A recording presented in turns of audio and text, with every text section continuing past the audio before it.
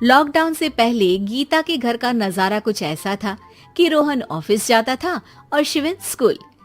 जिनके घर से जाने के बाद गीता काम खत्म करके बाकी समय आराम करती थी। लेकिन लॉकडाउन के बाद ऑफिस और स्कूल घर में ही खुल गए और इससे गीता का हाल वो तो आपको देखने में ही मजा आएगा। शिविन, ओ शिविन, महाराज उठने के लिए क्या 21 तोपों की सलामी लेंगे? अरे बिस्तर से बाहर निकल, ऑनलाइन क्लास स्टार्ट होने वाली है। अरे तुम भी हद करती हो, स्पीकर की तरह चिल्लाने की क्या जरूरत है? दिख नहीं रहा मेरी कॉन्फ्रेंस चल रही है। अब कैमरा और स्पीकर ऑन कर रहा हूँ, मुझे कोई शोर नहीं चाहिए।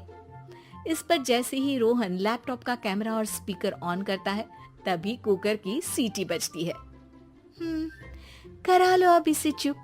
लॉकडाउन नहीं हुआ, मेरी मौत का फरमान जारी हो गया। दोनों बाप बेटे ने नाक में दम किया हुआ है। ऐसा बोलकर गीता वहां से शिविन के कमरे में पहुंच जाती है, जहां शिविन अभी भी सो रहा होता है। ओ आलसी, अब अगर 5 मिनट में नहीं उठाना तो आज तेरा गेम और यूट्यूब कैंसिल। माँ की बात सुनकर शिविन बिना 1 मिनट गंवाए उठ खड़ा होता है। उठ गया, अभी नहाकर भी आता हूँ। ये नाटक कहीं और, मुंह पर गीला कपड़ा मार और पढ़ने बैठ। शिविन की ऑनलाइन क्लास स्टार्ट हो जाती है, जिस पर गीता उसे वहां बिठाकर रसोई में चली जाती है। थोड़ी देर में उसे कमरे से कुछ आवाज सुनाई देती है, जिसे सुनकर वो कमरे में वापस आती है।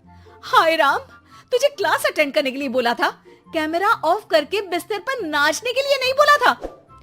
मम्मी मुझे कुछ समझ नहीं आ रहा, आप बाद में पढ़ा देना ना, वैसे भी अटेंडेंस तो लगी गई है। हाँ बेटा, जरूर बन जा, तू अभी से हम सबका बाप बन जा। अरे नहीं मतलब कहाँ से लाते हो इतना दिमाग, और पढ़ाई करते हुए ये चला कहाँ जाता है? नाइस क्वेश्चन, दिमाग से पूछकर बता दूंगा। शिविन की बातों से परेशान होकर गीता उसे मारने के लिए जैसे ही आगे बढ़ती है तभी वो कमरे से बाहर भाग जाता है। अब शिविन आगे और गीता हाथ में चप्पल पकड़े उसके पीछे पीछे पूरे घर में दोनों घूम रहे होते हैं।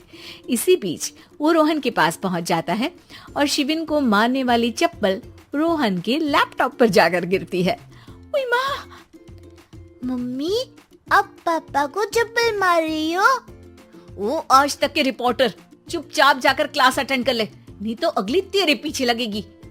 इस पर शिविन वहां से चला जाता है, जिसके बाद रोहन गीता से कहता है, इस सर्कस के लिए कुछ बोलना चाहोगी? अरे क्या करूं, जब से तुम दोनों घर में रहने लगे हो, घर अपने आप ही सर्कस बन गया है और मैं तुम्हारी नौकर। कभी बेटी को संभालो तो कभी बाप के नखरे उठाओ। इन्हीं सब उथल पुथल में दिन बीतते रहते हैं, जिसमें हर रोज घर के अंदर कुछ नया सियप्पा खड़ा मिलता है, जो ज्यादातर शिविन और रोहन की ऑनलाइन स्कूल और ऑफिस से रिलेटेड ही होता है। एक सुबह, शिविन चल उठ, आज की क्लास जल्दी है।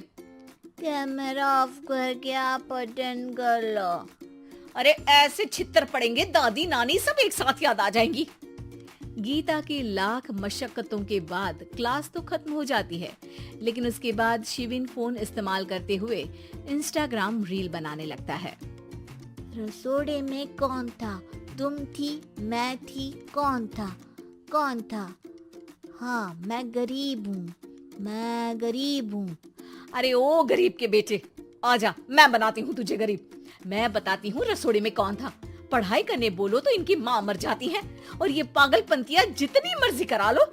गीता शिविन को डांट रही होती है, तभी रोहन बीच में बोल पड़ता है। अरे बच्चा ही तो है, इतना गुस्सा क्यों कर रही हो? बेटे का साथ देने की इसी एक कोशिश में अब शिविन के साथ साथ रोहन भी गीता के गुस्से की सूली पर चढ़ जाता है। अगर बेटे पर इतना ही प्यार आ रहा है तो इसे क्लास अटेंड क्यों नहीं कराते, इसका होमवर्क क्यों नहीं कराते? उस समय तो बहुत जल्दी मीटिंग आ जाती है, वो काम मैं करूं और यहाँ इस बेफिजूली की चीज में तरफदारी करके बन जाओ महान। हे भगवान, कोई तो इनके ऑफिस और स्कूल खुलवाओ, मैं इन्हें और घर में नहीं सह सकती। अरे कुछ और मांग लेती, क्योंकि तुम्हारी ये विश इस साल तो पूरी होने से रही, कोरोना। हाय नास बेटे ने जिंदगी ही बर्बाद कर दी। खाए कोई पचाए कोई, कल मुझे चुन चुन कर सबको मेरी बद्दुआ लगेगी। उन्होंने दुनिया का और इन बाप बेटे दोनों ने मेरा जीना मुश्किल कर दिया। गीता वहां से चली जाती है, जिसके बाद रोहन शिविन से कहता है, अरे तुम्हारी मम्मी इतनी भड़की हुई क्यों है? आपकी वजह से पूरा समय घर में रहते हो और उस पर कोई काम कराने की जगह बस ऑर्डर देते रहते हो। अच्छा बेटे, सारा इल्जाम मुझ पर? पूरा दिन तो वो तुम पर ही चिल्लाती है। हाँ, मतलब दोनों का 50-50 है, कुछ करना पड़ेगा। वो कहते ना, make the best out of worst. I have an idea. वैसे तुम्हारी माँ सही कहती है, बहुत जुबान चलाने लगे हो, कम बोला करो।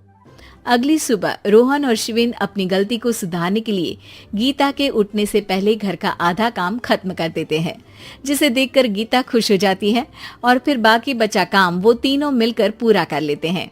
जिसके बाद अब वो सब मिल बांट कर हर काम में एक दूसरे की मदद करते हुए लॉकडाउन का मजा लेने लगते हैं।